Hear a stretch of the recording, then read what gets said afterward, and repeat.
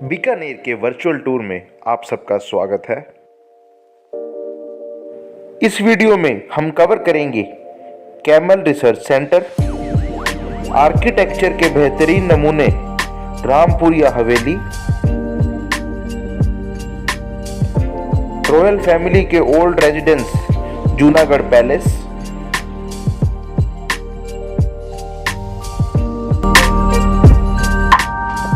और royal family के नए रेजिडेंस लालगढ़ पैलेस को।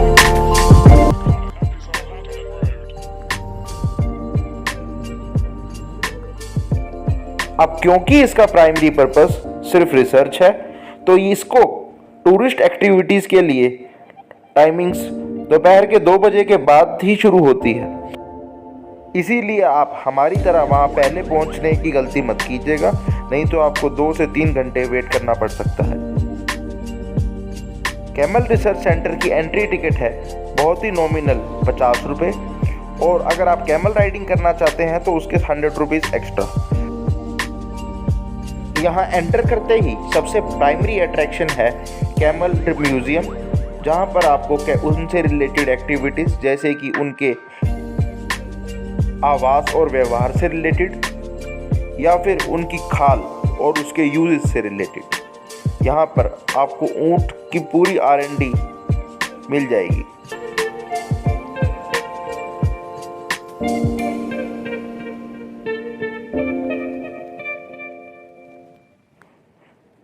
फिर चाहे वो डॉग्स की तरह उनकी फीडिंग हो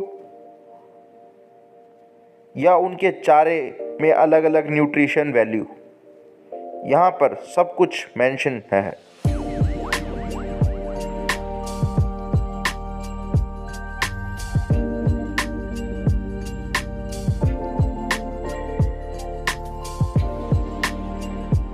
ऊंट की उपयोगिता को बढ़ाने वाले सैडल हो या उस पे साथ यूज होने वाले इक्विपमेंट्स,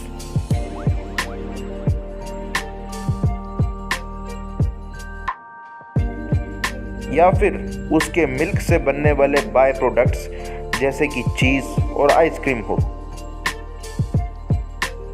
जिसे खाए बिना यहाँ की विजिट लगभग अधूरी सी मानी जाती है। और जब आपको पता लगे कि आपकी आइसक्रीम न्यूट्रिशियस है तो किसका दिल नहीं पड़ेगा। इसके अलावा यहाँ है जानकारी उनके अलग अलग टाइप्स, कैमल से रिलेटेड गेमिंग एक्टिविटीज़ और फेयर्स के बारे में, और कैमल्स को हर तरह के हैबिटेट, फिर चाहे वो उनके लिए स्पेशल शेड्स हों या कैमल इन वाइल्ड हों।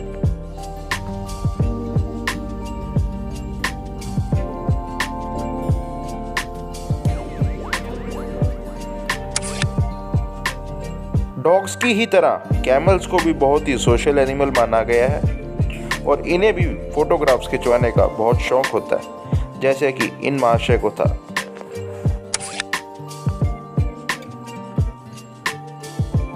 यहाँ पर लगभग 300 कैमल्स हैं जो सुबह होते ही अपनी ग्रेजिंग के लिए जाते हैं, और अगर आप इन्हें झुंड में लाइव देखना चाहते हैं तो इनका रिटर्न होने का समय लगभग दोपहर को 3 बजे है।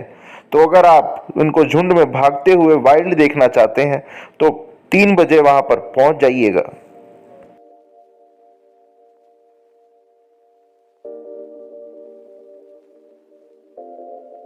जैसे यादव्स को कैटल रियरिंग के लिए जाना जाता है, वैसे ही रायका कम्युनिटी को कैमल रियरिंग के लिए जाना जाता है। इसके अलावा यहाँ पर कैमल राइडिंग का पूरा सेटअप बनाया हुआ है, बट कैमल राइडिंग के लिए आप एडवांस में टिकट मत खरीदिएगा। अंदर आने के बाद कैमल इंस्ट्रक्टर की अवेलेबिलिटी को कंफर्म करके ही टिकट खरीदेगा, क्योंकि हमने भी टिकट पहले खरीदने की गलती कर दी थी और फिर हमें इंस्ट्रक्टर के लिए काफ़ी देर वेट करना पड़ा था, और ये टिकट भी नॉन रिफंडेबल होती है। अगर इंस्ट्रक्टर वहाँ ना हुआ तो आपकी टिकट वेस्ट जाएगी। और क्योंकि यहाँ टाइम कंस्ट्रेंट भी है, यानी कि दोपहर के 2 बजे से शाम के 5 बजे तक के ही टाइमिंग्स हैं, तो अगर आपका किसी और समय राइड करने का मूड हो तो जहाँ पर भी जीप सवारी की फैसिलिटी अवेलेबल है वहीं सब जगह कैमल राइडिंग की फैसिलिटीज़ भी अवेलेबल है। आप चाहे तो वहाँ पर भी राइड कर सकते हैं। चल। और फिर SBI के लंच से भी बड़ा लंच लेने के बाद आए हमारे इंस्ट्रक्टर साहब, जो कि सरकारी ऑर्गेनाइजेशन में काम करने की पूरी फील ले रहे थे। और कैमल राइड के साथ ही शुरू हो गया एक बहुत ही तेज़ तूफान। पर जब आप सोच कर आए हो कि राइड करनी है तो राइड करनी है।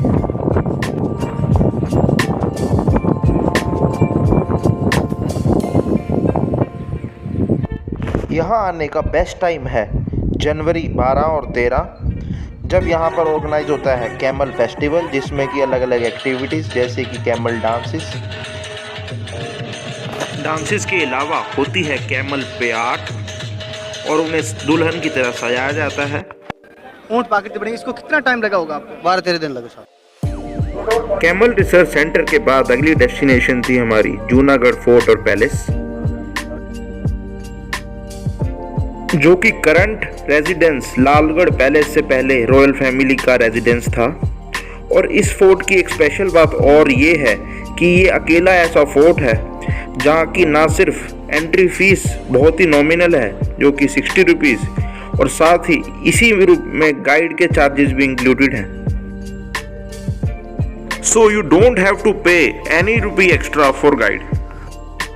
जहां बाकी मॉन्यूमेंट्स रेड सैंडस्टोन से बने हैं, इसकी कंस्ट्रक्शन रोज रेड सैंडस्टोन से बनी है, जो कि यहाँ का एक लोकल मटेरियल है।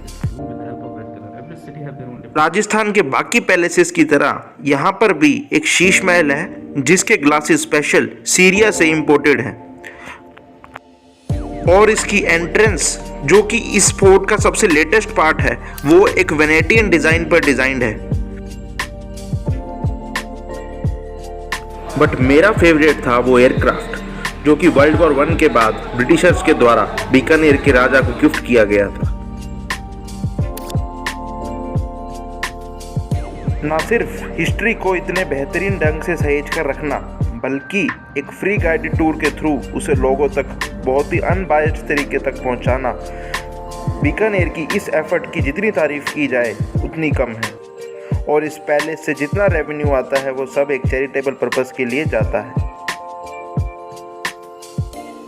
और फिर आता है महल का होली चौक, जहां रॉयल फैमिली होली खेला करती थी। और इस आर्किटेक्चर में मुगल और पर्शियन इन्फ्लुएंस दोनों बहुत ही सफाई से देखी जा सकती हैं।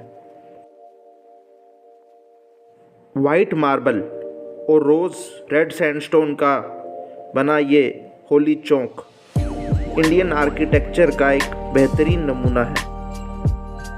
सब्सिडरी अलायंस की नेगेटिव चीज़ें तो हम लोगों ने बहुत सुनी हैं, जिसके द्वारा ब्रिटिश सुरक्षा की छतरी देकर राजाओं को उनकी फौज पर खर्चा कम कर दिया करते थे।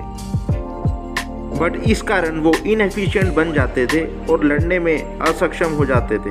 बट बीकानेर वो प्रिंसली स्टेट है जिसने अपना खर्चा सब्सिडरी अलायंस के कारण काफ़ी कम कर लिया और वो पहली बार एक रेवेन्यू सरप्लस स्टेट बनी, जो कि एक पहले रेवेन्यू डेफिसिट स्टेट हुआ करती थी।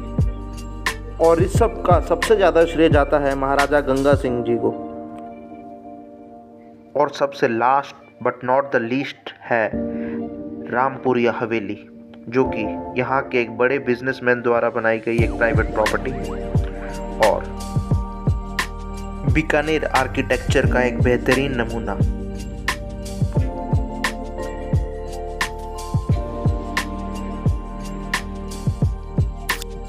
वीडियो अच्छी लगी हो तो लाइक और सब्सक्राइब जरूर कर दीजिएगा।